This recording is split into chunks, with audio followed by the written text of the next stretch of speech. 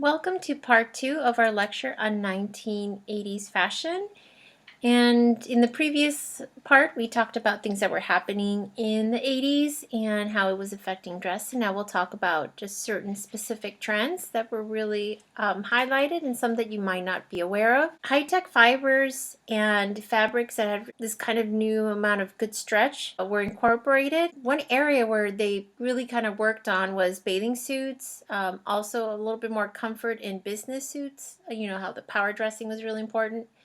And these kind of these knit dresses, the stretch was really good. So we were moving towards more comfort in the fabrics, really using Lycra, which at that point was more high tech than it is what now it's common. But back then it was fairly new.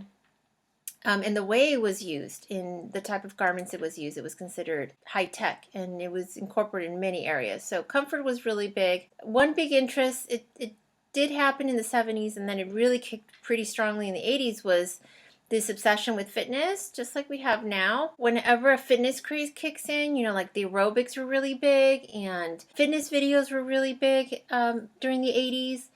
And several high-profile people had their fitness videos, so obviously the clothing kind of goes with that. So lots of clothing for like jogging, for in particular aerobics, again the leg warmers, but then you get a lot of these knit separates like t-shirts and things that have the athletic stripe, like the Adidas stripe, and t-shirts. And then they made some, what was interesting is that it got popular were some casual wear that's based off the exercise wear. So definitely a big push for athletic, just like we have our athleisure right now. 80s was really big for that. Again, musicians and pop stars were huge influencers. So like here you have Cyndi Lauper, and having different printed hose, and you had your like really cool flats and heels, graffiti art, you had multiple prints, and you had the layering of bracelets, which was really big in the 80s. A lot of layering when it comes to the bracelets, and just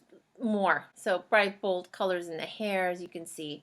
Here's Jerry Hall. So you can see this is early 83s. As you can see, this was considered a high heel. Back then, a 3-inch heel was considered a high heel. So a 3-inch heel was considered a full pump, a high heel at that point. And as you can see, love the polka dots. They love the contrast of color. So you see a lot of contrast when it comes to color.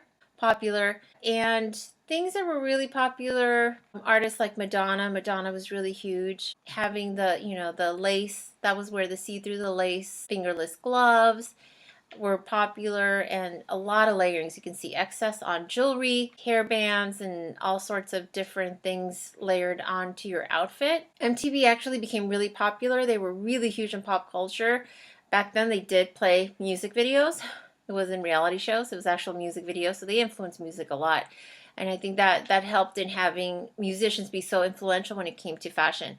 Now, one exception, Princess Diana was a huge 80s icon and very well watched, and people mimicked her choices in apparel. In terms of young and kind of rebel, young Johnny Depp, as you can see here, he did 21 Jump Street, and using the denim for the youth. Chuck Taylors were really popular as well, tennis shoes, but again, the layering of bracelets, big bold colors, leg warmers, headbands, terry cloth wristbands as well. Safety pins, lightning bolts, the lace fingerless gloves, that's from Madonna. I'd mentioned the neon trend. Neon trend carried on for male and female, and it was just really popular. I still can't explain these pants, quite honestly, but they happened. And neon, the contrast color for these fluorescents was definitely black. I remember that personally. I remember liking the black, but with the little pink stripe. And others really embraced it and rather have more of the neon and a little bit of black trim, where others wanted mostly black with a little bit of neon trim. So if you want to incorporate the neon trim and it's too much, I do recommend that and you really want to do a callback to the 80s, but this hurts your eyes, you can just reverse it, do more black, and then just do contrast in the neon, and that way it's more subdued. It's still there, but it's a little bit cleaner and not so. Just don't ever recreate those pants, please. Acid wash, my goodness, they would take denim and just acid wash every denim piece they can get. So light colored denim, which is not popular now, it's dark. We do dark rinse now. But back then, light colored denim was popular, and you can see a lot of that light colored acid wash denim. And another thing that was popular was adding trim to your denim jackets and these little accents, whether it's on the wrist cuff or on the pocket. In terms of business suits for women, the power suit, and for women, my goodness, those shoulder pads. Its shoulder pads were on everything. Any woman's blazer, work vest, you name it, and it would have shoulder pads. Really popular from the show Dynasty. Really popular. Dallas was another show that popularized that. So you would get, as you can see, this is an actual suit. It's considered a power suit, and look at all, it's got a lot of color blocking, it's got a lot of different panels, and really big on the, so as you can see, really, again, bold on the color. So these are just pictures of Dallas. This is another show that was really popular. You can see this is the epitome of 80s, so you can see the big sleeves, things puffy, the big hair, you name it. Tracksuits, like I mentioned before, were also really big with that athletic fitness craze. The youth really kind of took to it. So they did a lot of it solid color with that, again, that stripe for contrast, and it wasn't uncommon to see colored zippers make a match with the contrast color. Piping, so we saw a lot more piping and contrast bands, which were gave it a good contrast for color. This should look familiar, a callback to, you know, the ruffles, the cravat in the center, you know, around your neck. So very popular by, popularized by Prince, as you can see, dearly beloved. So I used to say. This did a lot of layering for the neck, as you can see. And again, musicians, if you notice, there is some TV show, obviously, but if you notice, a lot of these trans musicians, and again, MTV had a big role in that.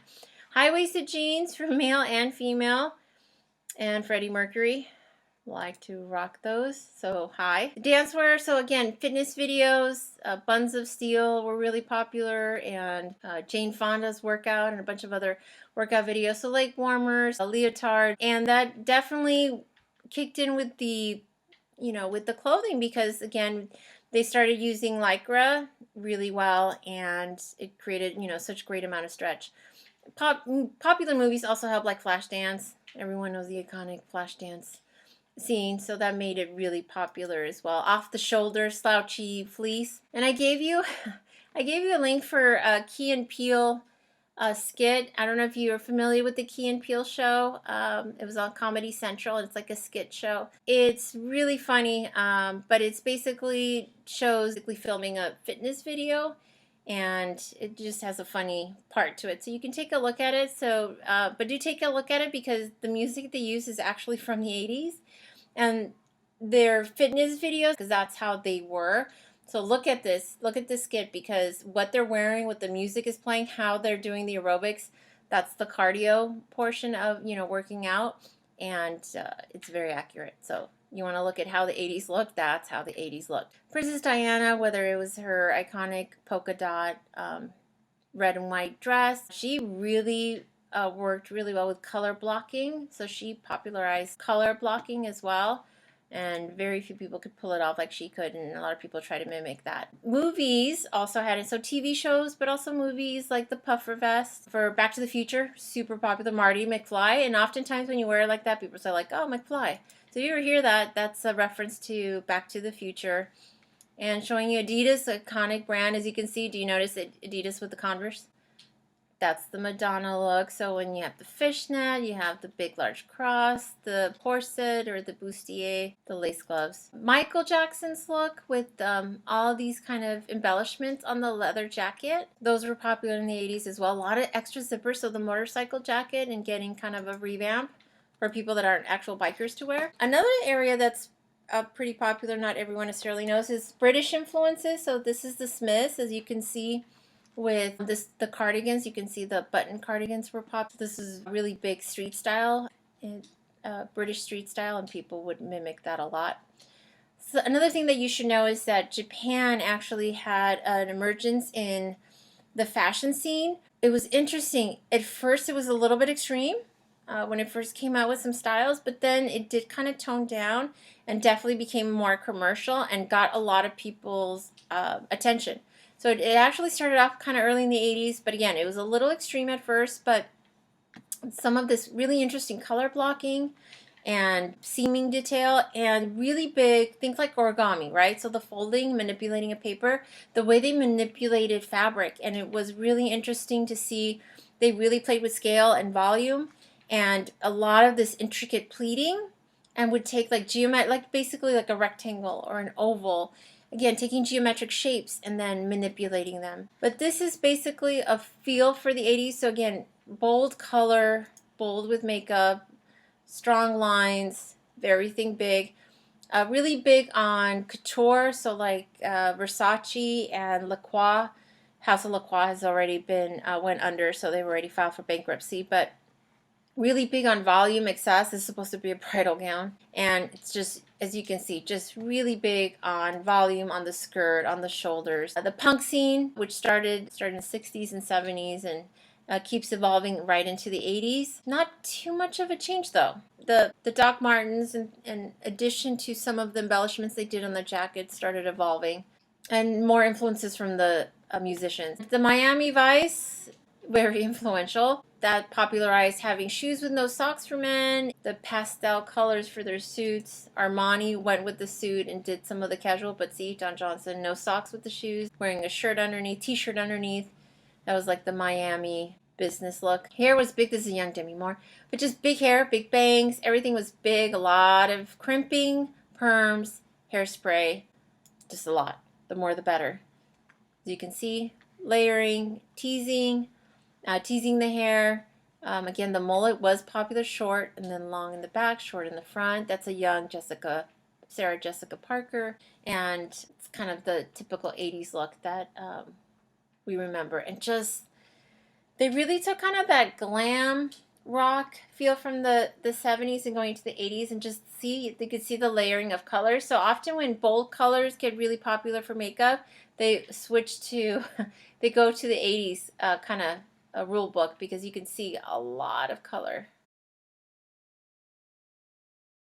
And platinum, you'd have the silver and platinum blonde, really vivid hair colors, and again, vivid, very bold brows, color.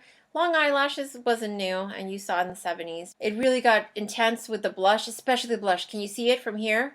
Do you see it, how it's like from the arch of her eyebrow and down to the cheek, almost touching your lip? Do you see that? That's all blush right there. And so really heavy on the color. Just more defined lines was what the 80s is all about. So hopefully this gives you an idea of what the 80s look like. And thanks for listening.